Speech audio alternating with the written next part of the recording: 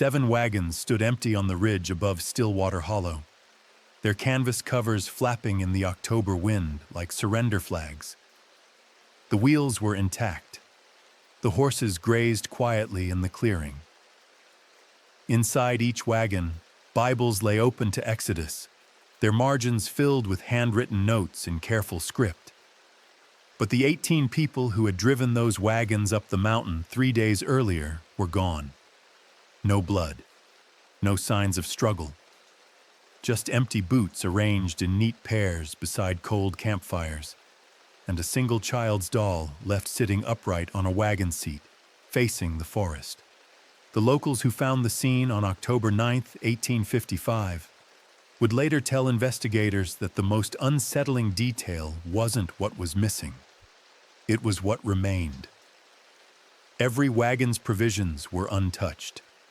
Every personal belonging still in place. The revivalists had vanished as if they'd simply stepped out of their lives mid-breath and walked into the mountains without looking back. The Methodist Circuit in Western Virginia stretched across 200 miles of mountains, valleys, and hollows that maps often left unnamed. In the autumn of 1855, a particular group of revivalists had earned a reputation for going where other preachers wouldn't. They called themselves the Eternal Light Fellowship, a name that suggested both mission and defiance. Their leader was Reverend Silas Blackwell, 43 years old, a former mill owner from Wheeling who had sold everything he owned after what he described as a vision of fire consuming the mountain people, unless the gospel reached them first. Blackwell traveled with his wife, Martha, and their 2 children, Thomas and Mary. The fellowship included 3 other families from Pennsylvania and Maryland, plus 6 unmarried missionaries, all of them convinced that the isolated communities of the Appalachian high country were ripe for salvation. They had started their journey in late September, moving south through the ridges, stopping at any settlement large enough to justify a tent revival. By early October, they had reached the northern edge of Monroe County, a landscape so remote that even the county seat lay 30 miles away over roads that barely qualified as trails. The town of Union, population roughly 400, served as their last known stop before they pushed deeper into the mountains. The local postmaster, a man named Edwin Marsh, recorded their arrival in his ledger on October 3rd. He noted that Reverend Blackwell purchased stamps for 12 letters, all addressed to family members in Pennsylvania. Marsh would later tell authorities that Blackwell seemed in good spirits, confident of success, and eager to reach the communities beyond the ridge. The Reverend mentioned a place called Stillwater Hollow, a settlement that Marsh knew only by reputation, isolated, insular, unwelcoming to strangers. Marsh tried to warn them. He explained that the people living in those high hollows followed their own ways, practiced customs that outsiders didn't understand, and preferred to be left alone. Some of the families up there had been in the mountains since before the Revolution, he said, and they didn't take kindly to anyone telling them how to live or what to believe. Blackwell listened politely, then thanked Marsh for his concern and assured him that the Lord's protection was sufficient. The fellowship departed Union on the morning of October 4th, their 7 wagons rolling west toward the gap that would take them over the ridge and down into the hollow beyond. That was the last time anyone from Union saw them alive.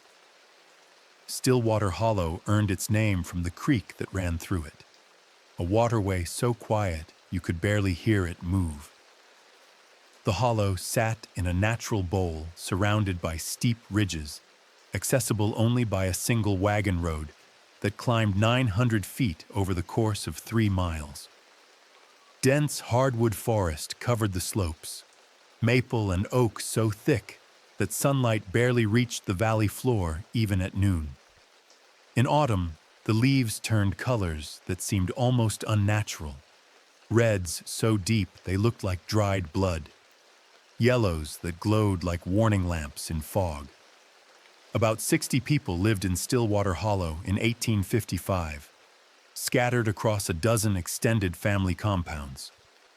The main families were the Crenshaws, the Tollivers, and the Harpers, all of them descended from settlers who had arrived in the 1770s. They grew corn and cabbage in the thin soil, hunted deer and bear in the surrounding forest, and distilled whiskey that they traded for salt and iron goods. They spoke with an accent that outsiders found difficult to understand, using words that seemed to come from an older form of English mixed with terms no linguist could place. The Hollow had no church, no school, no store. What it had was a council house, a log structure at the center of the settlement, where the families gathered for decisions that affected everyone. The council was led by 3 elders, one from each main family.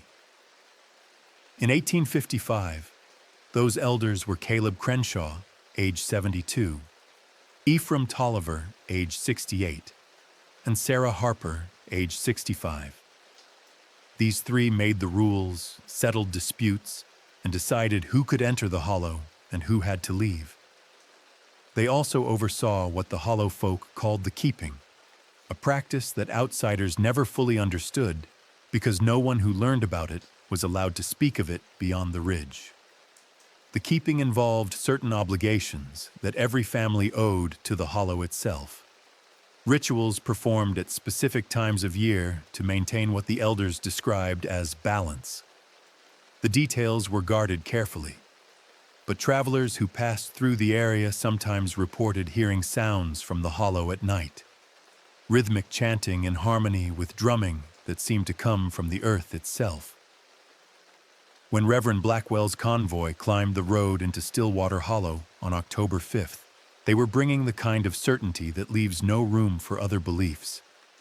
They were also walking into a place that had spent 8 decades perfecting the art of making outsiders disappear. The wagons rolled into Stillwater Hollow just before noon on October 5th. The temperature was 58 degrees. A light fog clung to the valley floor.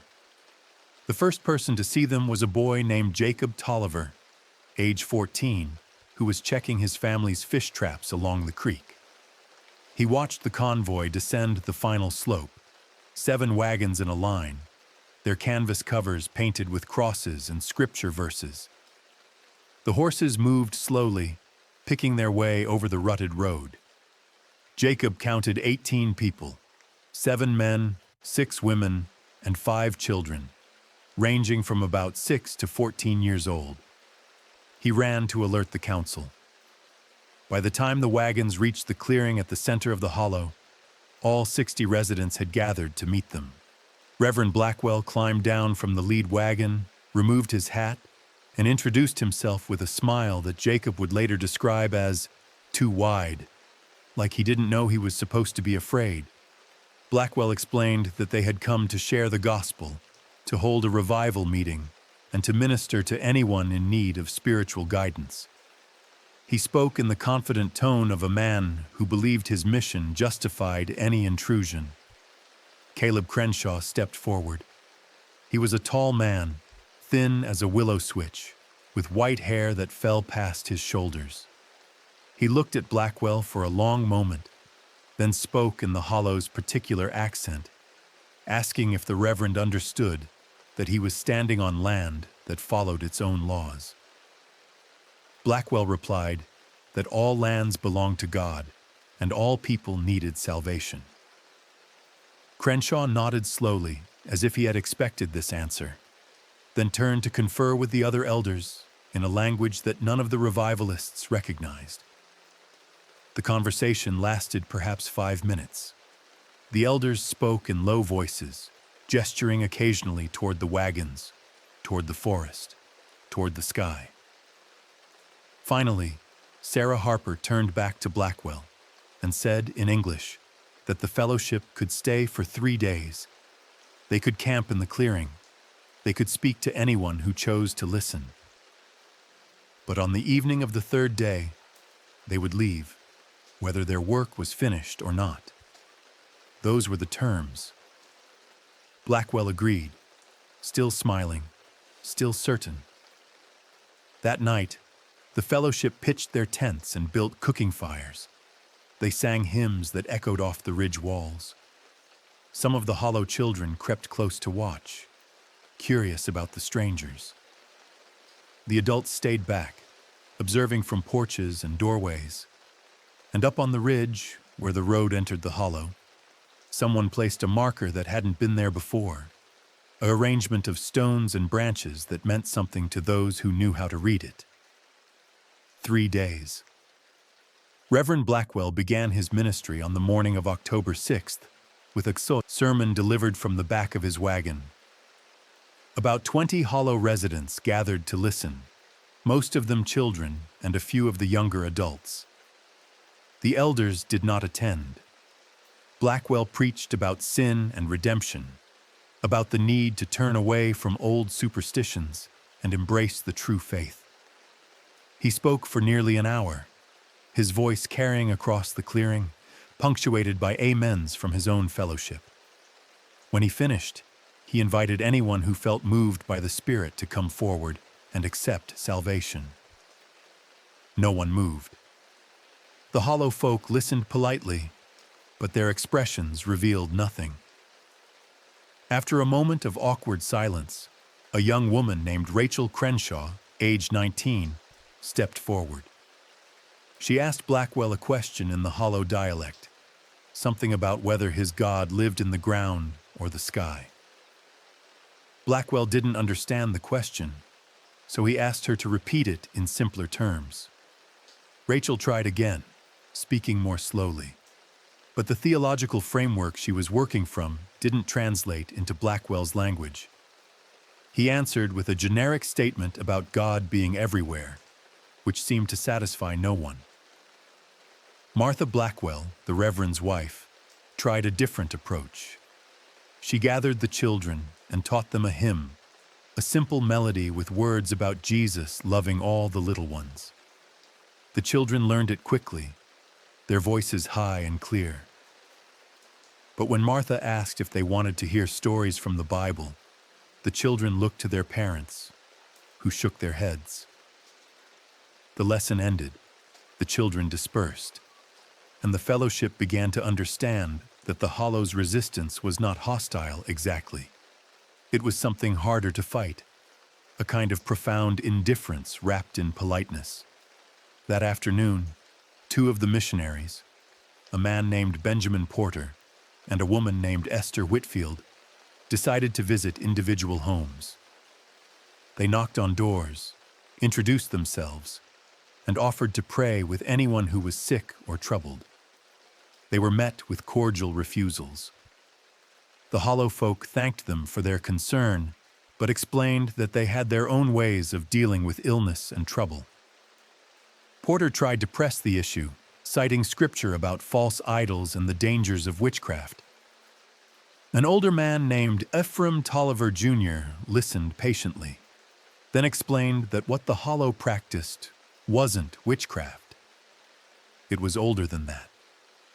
It was the keeping, the agreement their ancestors had made with the land itself. Porter asked what that meant. Ephraim shook his head and said some things weren't meant for outsiders to know. But he offered a warning, gentle in tone but absolute in meaning. The hollow had stood for 8 decades because its people honored the keeping. Strangers who tried to break that balance didn't fare well. Porter, assuming this was a threat of violence, reported the conversation to Reverend Blackwell. The Reverend prayed over the matter, then decided they would continue their work. Fear, he told his fellowship, was the devil's weapon. Faith was their shield. That night, the hollow folk held a gathering of their own in the council house. The elders led a ceremony that the fellowship could hear but not see, rhythmic chanting that seemed to harmonize with the creek's movement, with the wind in the trees, with the very stones beneath their feet. The sound lasted until just past midnight, then stopped abruptly, leaving a silence so complete that several of the missionaries later said they felt as though the world had stopped breathing. On the morning of October 7th, the fellowship woke to find gifts left outside their tents. Baskets of apples, jars of honey, bundles of dried herbs. No notes, no explanations, just offerings arranged carefully on the ground. Reverend Blackwell interpreted this as a sign that hearts were softening, that their preaching was beginning to take root. He led the group in a prayer of thanksgiving, confident that the breakthrough was near. But Martha Blackwell, who had lived long enough to recognize when kindness might be something else, felt uneasy. She mentioned to her husband that the gifts felt less like welcome and more like appeasement. The kind of offerings you leave for something you hope will leave you alone. Blackwell dismissed her concern. He reminded her that doubt was the enemy of faith. They would press forward.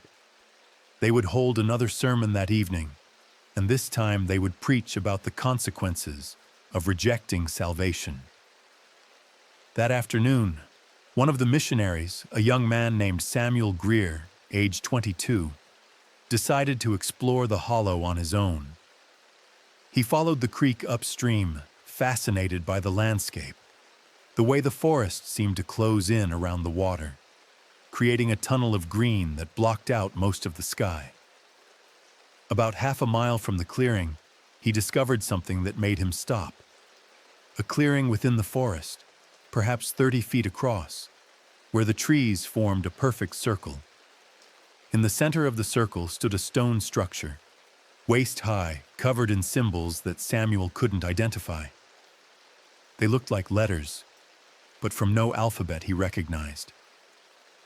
He approached the structure and realized it was a well, though the opening was sealed with a stone lid. He tried to move the lid, curious about what lay beneath, but it wouldn't budge. As he stood there, he became aware of a presence behind him. He turned to find 3 of the hollow's elders watching him from the tree line. Caleb Crenshaw spoke first, his voice calm but firm. He told Samuel that the clearing was sacred ground, that no outsider was allowed to touch the well, and that Samuel needed to leave immediately and never return to this place. Samuel, emboldened by youth and righteousness, replied that no ground was sacred except in service of the Lord. He reached for the stone lid again. Before he could touch it, Sarah Harper stepped forward and said something in the hollow dialect that Samuel didn't understand. But the tone was unmistakable. It wasn't a warning. It was a statement of fact. Samuel had already done something that couldn't be undone. He had already broken a rule that carried consequences he didn't have the context to understand. The elders escorted Samuel back to the clearing. They said nothing to Reverend Blackwell about what had happened. But that evening, during the fellowship's sermon, the hollow folk who attended seemed different. They stood in a loose circle around the wagons, perhaps 40 of them, not listening to Blackwell's words so much as watching the fellowship with the kind of attention you give to something that's about to break. When the sermon ended, the hollow folk dispersed without speaking, melting back into the forest and their homes, leaving the fellowship alone in the clearing with the knowledge that the balance Sarah Harper had mentioned was shifting in ways they couldn't see. The fellowship had brought 3 dogs with them, working animals trained to guard the camp and alert to danger. On the night of October 7th, around 10 o'clock, all 3 dogs fell silent at the same moment. One of the missionaries, a man named Daniel Hayes, noticed first. He had been sitting by the fire, writing in his journal by lamplight, when he realized that the dogs, which had been restless all evening, had stopped making any sound. He looked toward the spot where they were tied and saw them sitting perfectly still, staring toward the forest, their ears flat against their heads. Hayes stood and moved toward the dogs. As he approached, he realized they weren't just quiet. They were frozen, as if someone had turned them into statues. He knelt beside the nearest dog, a hound named Brutus, and touched its shoulder. The dog didn't respond. Its eyes were open, its chest moving with shallow breaths, but it seemed completely unaware of Hayes's presence. All three dogs remained in this state for the next 2 hours, then suddenly snapped back to normal around midnight, barking and whining as if waking from a nightmare. Hayes reported the incident to Reverend Blackwell, who dismissed it as some kind of natural phenomenon, perhaps the animals reacting to a distant predator or an approaching storm. But Martha Blackwell, who had been raised on a farm and knew animal behavior, said she'd never seen anything like it. Dogs didn't just stop being dogs. Something had affected them, something that reached into their minds and pulled them out of themselves for a while. She suggested quietly that perhaps the fellowship should consider leaving the hollow earlier than planned. Blackwell refused. They had been given 3 days, and they would use all 3 days. The Lord's work couldn't be abandoned because of superstition or strange coincidences. Besides, he had already noticed what he believed were signs of progress. A few of the younger Hollow residents had been asking questions about the Bible, showing what Blackwell interpreted as genuine curiosity. He was convinced that one more day of preaching might yield the conversions they had come for. Martha didn't argue further. She knew her husband well enough to recognize when his mind was set. That night, several members of the fellowship reported dreams that stayed with them long after waking. Benjamin Porter dreamed of standing in the forest clearing with the sealed well, except in his dream the lid was open and something was climbing out, something with too many limbs and a voice that spoke his name backward. Esther Whitfield dreamed of the Hollow folk standing in a circle around the wagons, singing in harmony, their mouths moving in perfect synchronization while their eyes remained closed. Samuel Greer, the young man who had touched the well, didn't dream at all. He simply didn't wake up when the others tried to rouse him the next morning. He lay in his tent, breathing but unresponsive, his eyes open but seeing nothing. October 8th dawned cold and clear. The temperature had dropped to 41 degrees overnight. Frost covered the grass in the clearing. Samuel Greer remained unconscious in his tent, watched over by Martha Blackwell, who tried every remedy she knew: cold compresses, smelling salts, whispered prayers. Nothing brought him back. His body was present, but whatever made him, Samuel seemed to have gone somewhere else. Reverend Blackwell, deeply shaken but unwilling to admit defeat, announced that they would dedicate the day to prayer for Samuel's recovery and one final sermon before they departed, as promised, on the evening of October 8th. The Hollow folk seemed to know something had shifted. They emerged from their homes wearing what appeared to be ceremonial clothing, simple homespun garments dyed in earth tones, decorated with patterns that repeated the symbols Samuel had seen on the well. The elders positioned themselves at 3 points around the clearing, forming a triangle with the wagons at the center. They didn't speak to the fellowship. They simply stood and waited. Around noon, Samuel Greer woke. But the person who opened his eyes and sat up in the tent wasn't the young missionary who had explored the forest the day before. This version of Samuel spoke in the Hollow dialect, used words that none of the fellowship understood, and when he looked at his companions, he showed no recognition. Martha asked him his name. He replied with a word that sounded like keeper, but wasn't quite that. She asked him what had happened. He smiled and said, in English that came slowly, as if he were translating from another language, that Samuel had gone to learn what the well held. He had volunteered, even if he didn't know he was volunteering. The touching was consent. The curiosity was invitation. Reverend Blackwell, confronted with something that his theology had no framework for, made a decision born of desperation. He declared that Samuel was possessed by demons, that the Hollow folk were servants of darkness, and that the fellowship would perform an exorcism immediately. He gathered his people, opened his Bible to the passages about casting out unclean spirits, and began to pray over Samuel with intensity that bordered on violence. The Hollow folk watched without intervening. The elders remained at their 3 points, their faces expressionless, while Blackwell's voice rose to a shout and his prayers became accusations. The exorcism lasted 3 hours. Samuel, or the thing wearing Samuel's face, endured it with patience that seemed almost amused. When Blackwell finally stopped, exhausted and hoarse, Samuel stood up and walked toward the elders. He moved with perfect balance, as if his body had learned a new way of being. Caleb Crenshaw stepped forward and said something to him in the Hollow language. Samuel replied in the same tongue.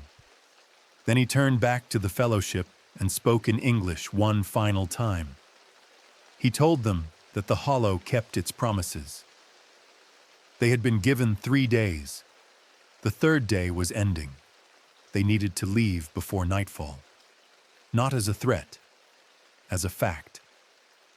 What would you do standing in that clearing with your faith challenged by something you had no words for, surrounded by people whose rules you'd already broken, holding a Bible that suddenly felt like paper and ink instead of armor? Would you have packed your wagons and fled? Or would you have stayed, believing that your certainty was stronger than their ancient agreements? Reverend Blackwell made his choice. He ordered the fellowship to pack their belongings and prepare to leave. But he also announced that they would take Samuel with them, that they would not abandon one of their own to whatever darkness had claimed him. The Hollow folk did not object.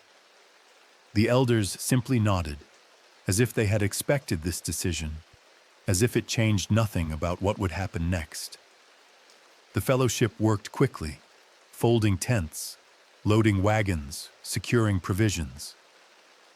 By 4 o'clock in the afternoon, they were ready to depart. The sun was already sinking behind the western ridge, casting long shadows across the clearing. The temperature was dropping fast. Reverend Blackwell climbed onto the lead wagon, took up the reins, and spoke one final prayer over the Hollow, calling on God to have mercy on the people who had rejected salvation. Then he snapped the reins, and the horses began to move. The 7 wagons rolled toward the road that led up and out of the valley. The Hollow folk gathered to watch them go, standing in a loose crowd near the council house, their faces revealing nothing. As the wagons reached the base of the slope and began the climb, Ephraim Tolliver said something to the other elders, a single sentence in the Hollow dialect.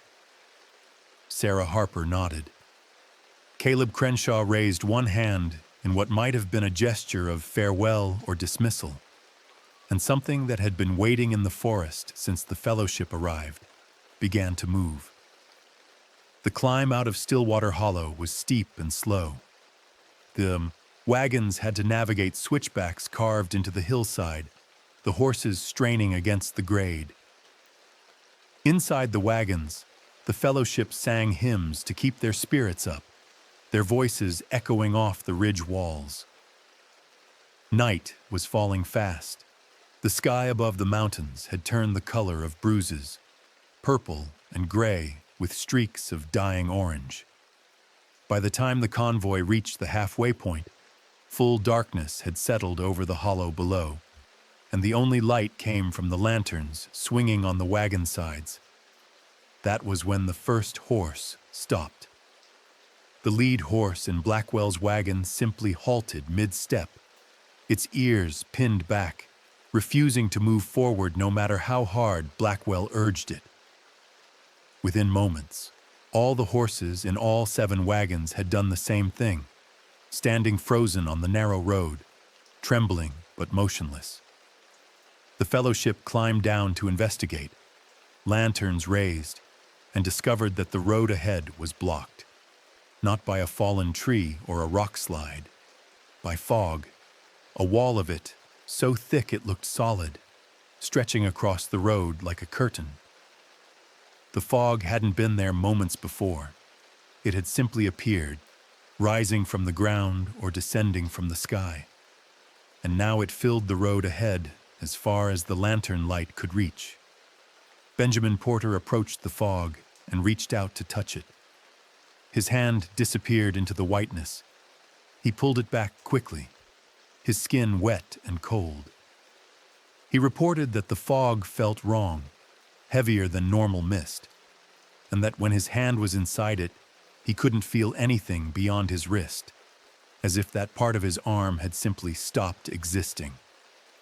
Reverend Blackwell, still convinced that faith could overcome any obstacle, said they would proceed through the fog.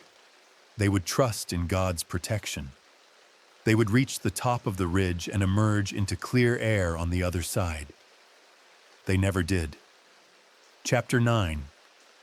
The Search That Found Only Echoes. The fellowship didn't arrive in Union on October 9th as expected. When they hadn't appeared by the morning of October 10th, Postmaster Edwin Marsh sent word to the county sheriff, a man named James Cutler, who organized a search party. 12 men from Union volunteered, including Marsh himself, a blacksmith named Isaac Turner, and a former Army scout named Nathaniel Green, who knew the mountain trails better than most. They departed Union at dawn on October 11th, carrying rifles, rope, and supplies for 3 days in the wilderness. The search party reached Stillwater Hollow by mid-afternoon. The Hollow folk were expecting them. The elders met the searchers at the edge of the settlement and explained with careful politeness that the fellowship had left on the evening of October 8th, just as promised.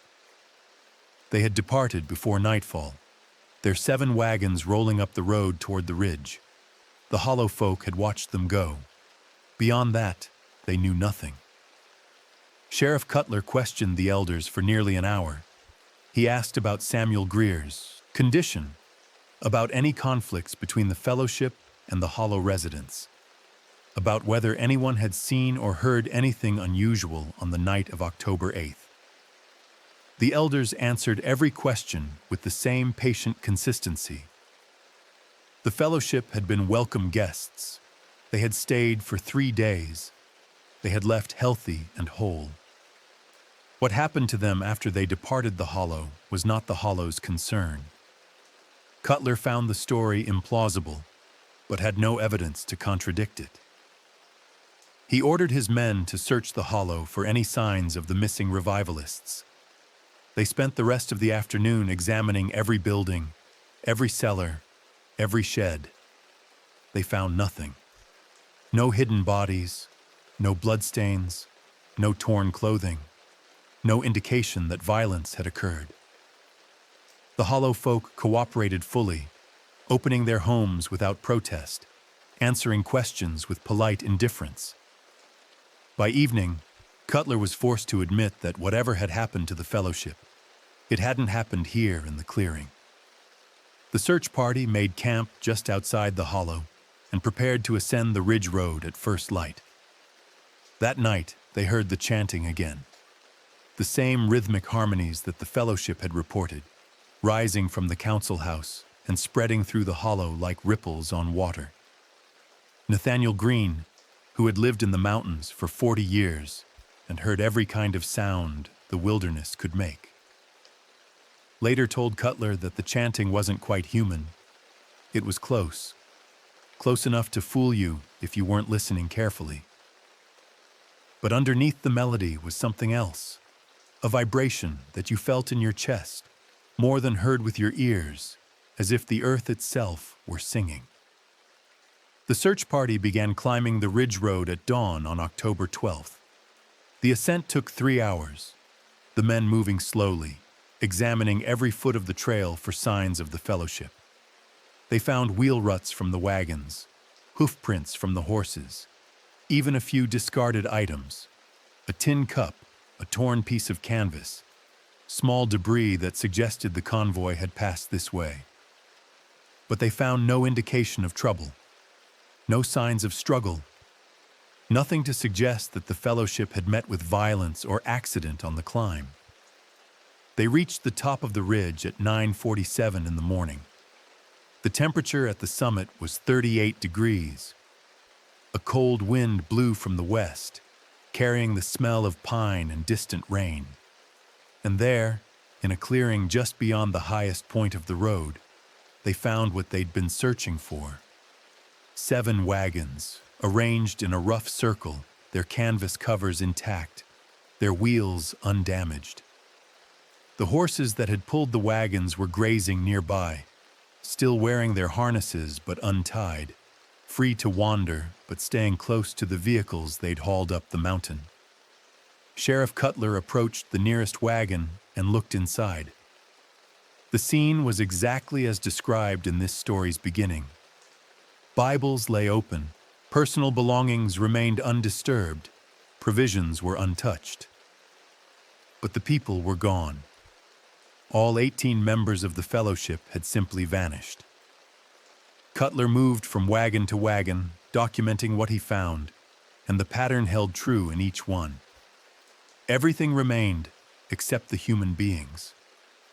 Even their shoes were still present, arranged in pairs beside the wagon wheels, as if the revivalists had carefully removed them before walking barefoot into the surrounding forest. The most disturbing detail, the one that Cutler would mention in his official report, and that would haunt the searchers for the rest of their lives, was the condition of the Bibles. Every single one was open to the same passage, Exodus chapter 14, verses 13 and 14. The verses read, "Fear ye not, stand still, and see the salvation of the Lord, which he will show to you today. The Lord shall fight for you, and ye shall hold your peace." In the margins of several Bibles, someone had written additional notes in multiple hands, as if the fellowship members had been adding their own commentary in the final moments before they disappeared. One notation, written in what Marsh identified as Reverend Blackwell's handwriting, read, "We have been brought to a place of testing. Faith must not waver." Another, in Martha Blackwell's hand, "The children are afraid, but we tell them the Lord provides." A third, in an unidentified hand, "The fog has voices. They know our names." And a fourth, written in letters so shaky they were barely legible, "We should not have touched the well." The search party spent 2 full days at the ridge site, documenting everything they found and searching the surrounding forest for any trace of the missing revivalists. Nathaniel Green organized the searchers into teams, each team assigned to cover a different section of the woods radiating out from the wagons. They looked for footprints, broken branches, torn clothing, anything that might indicate which direction the fellowship had gone. They found nothing. The forest showed no signs of recent passage. The fallen leaves were undisturbed. The underbrush was unbroken. It was as if 18 people had lifted off the ground and flown away. On the afternoon of October 13th, Isaac Turner, the blacksmith from Union, made a discovery that added another layer of strangeness to an already inexplicable situation.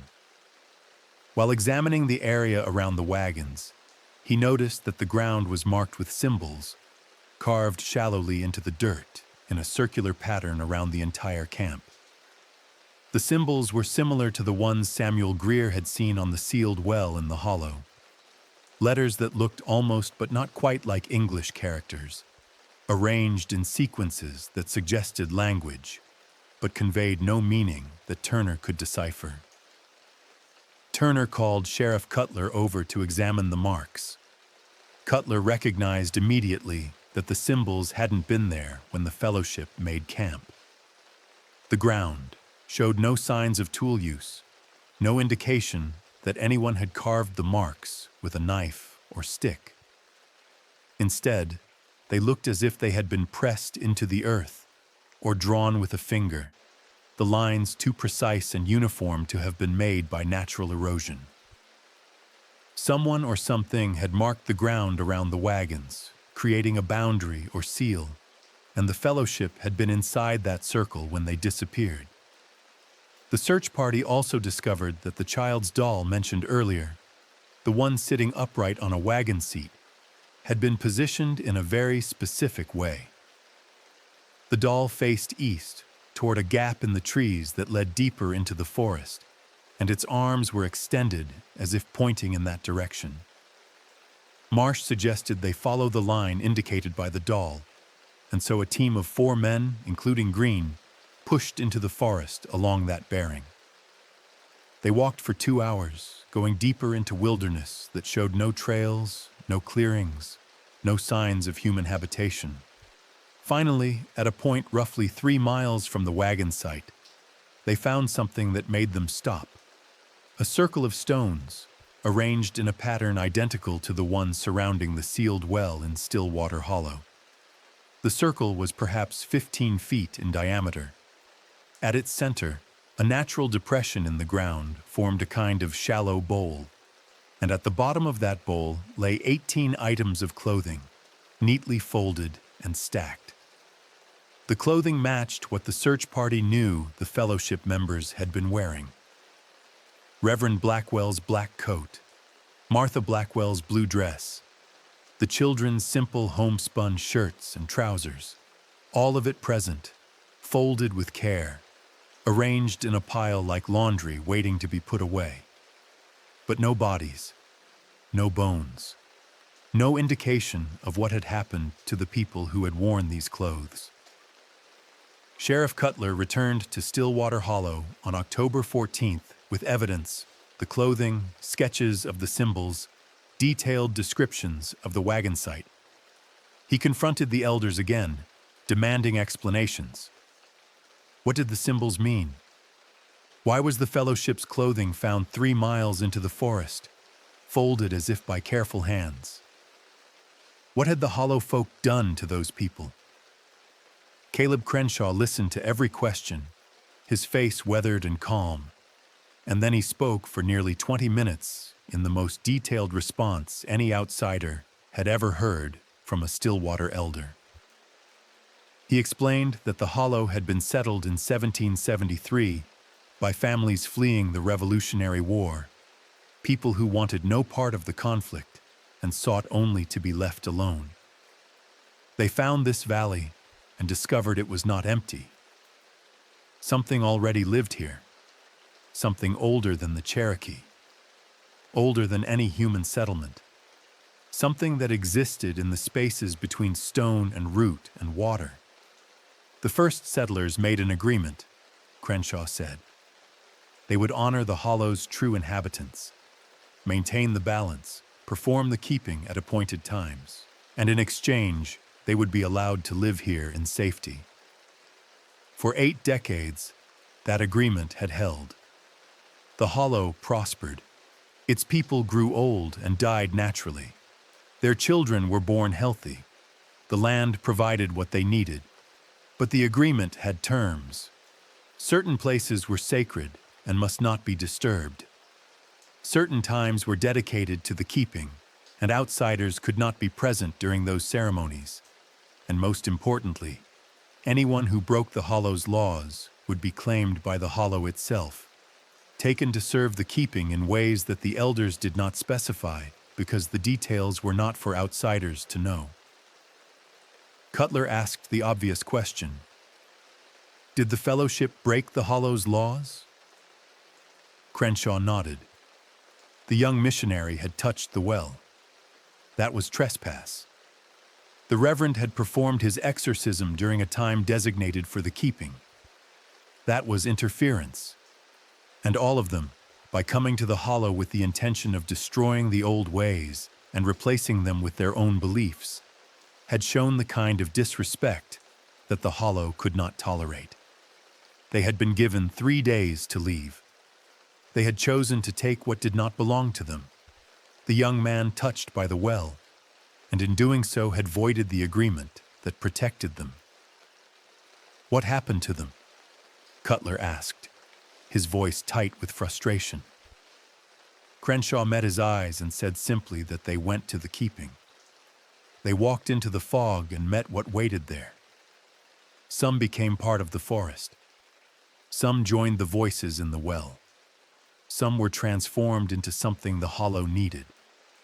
The specifics varied, but all of them fulfilled the obligation they had incurred by breaking the laws. All of them paid the price. Cutler threatened to bring federal marshals, to have the entire Hollow arrested, to tear the place apart until he found answers that made sense. Crenshaw remained unmoved. He explained with the patience of someone speaking to a child that the Hollow would allow no such thing. Anyone who came here with violence in their hearts would meet the same fate as the Fellowship. The Hollow protected itself. It always had. It always would. The keeping was not negotiable. Sheriff Cutler filed his official report on October 22, 1855. The document, preserved in the Monroe County Archives, listed the Fellowship members as missing, presumed dead, cause unknown.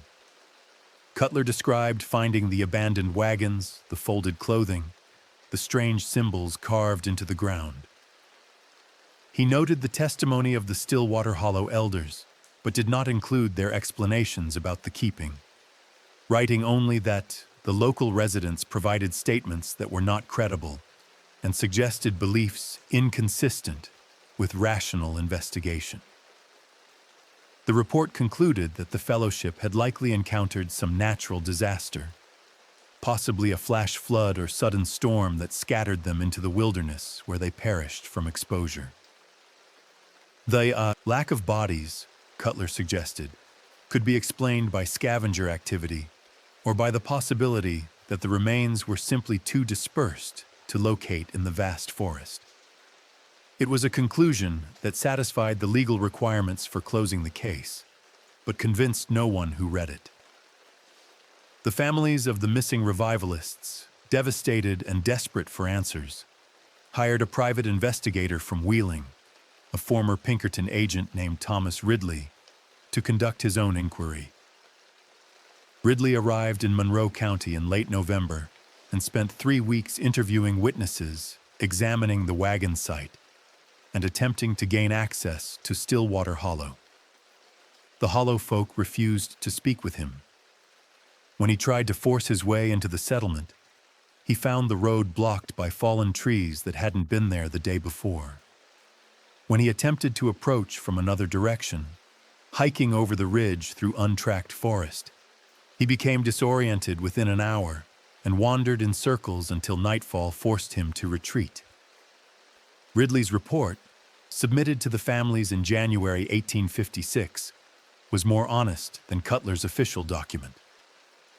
Ridley admitted that he could not explain what had happened to the Fellowship, that the evidence suggested something beyond his experience or understanding, and that the residents of Stillwater Hollow possessed knowledge they would never share with outsiders. He recommended that the families accept the loss, hold memorial services, and cease further investigation. Some followed his advice. Others spent years writing to government officials, demanding that the Hollow be investigated by federal authorities, insisting that justice required answers. No federal investigation ever occurred. Monroe County was remote. The case was baffling, and by 1857 the nation's attention had turned to the growing crisis over slavery that would soon erupt into civil war. The Fellowship's disappearance became a footnote in regional newspapers, a strange story that generated speculation but no resolution. Over time, the details were forgotten by everyone except those who lived near the mountains and knew better than to dismiss such things as mere mystery.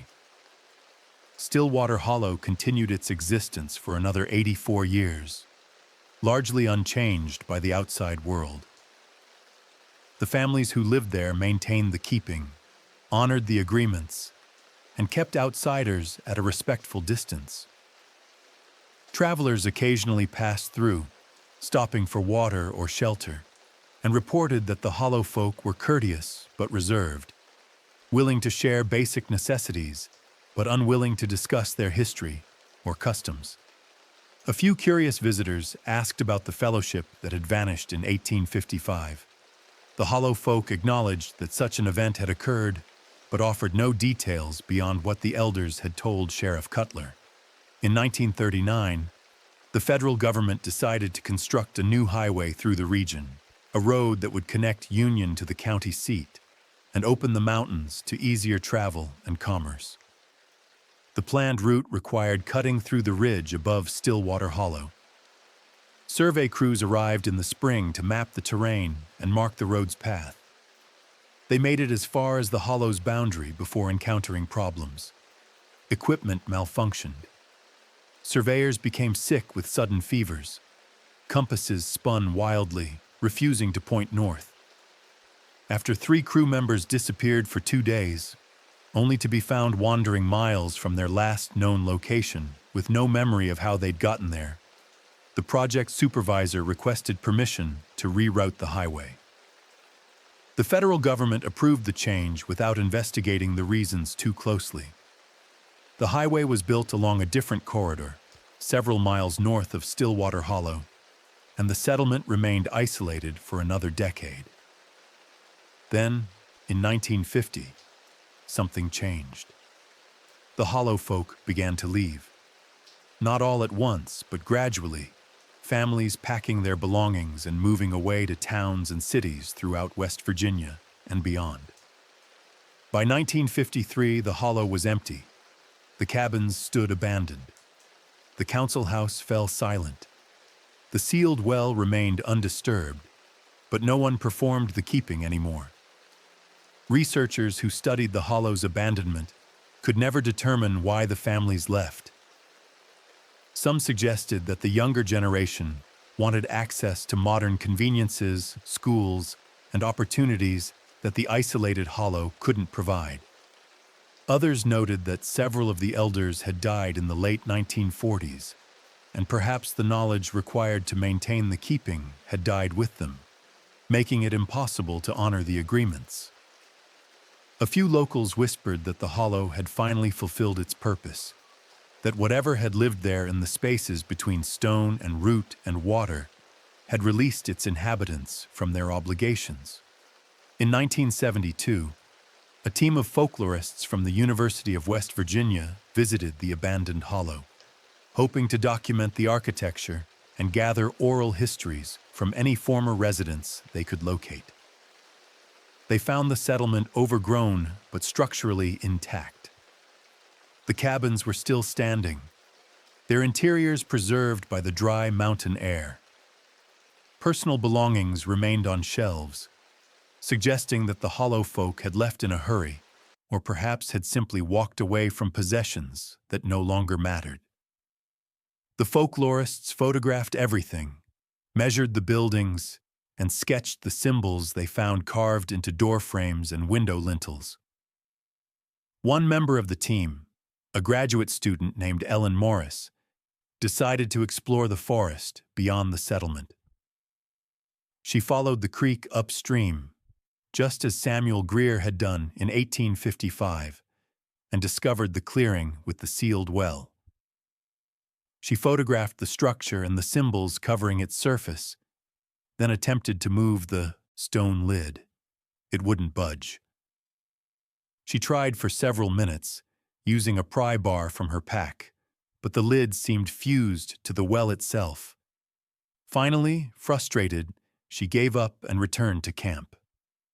That night, she developed a fever that lasted 3 days.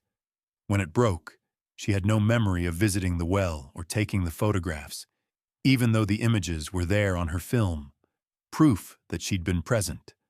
The folklorists published their findings in 1974. The article included detailed descriptions of the Hollow's layout, architectural drawings of the cabins, and analysis of the symbols found throughout the settlement. But the article never mentioned the well in the forest, and the photographs Ellen Morris had taken of it were not included in the publication. When questioned about this omission, the project supervisor explained that some sites were too sensitive to document publicly, that certain places were better left undisturbed, and that the university had decided, in consultation with descendants of the Hollow families, that the well's location should remain unrecorded.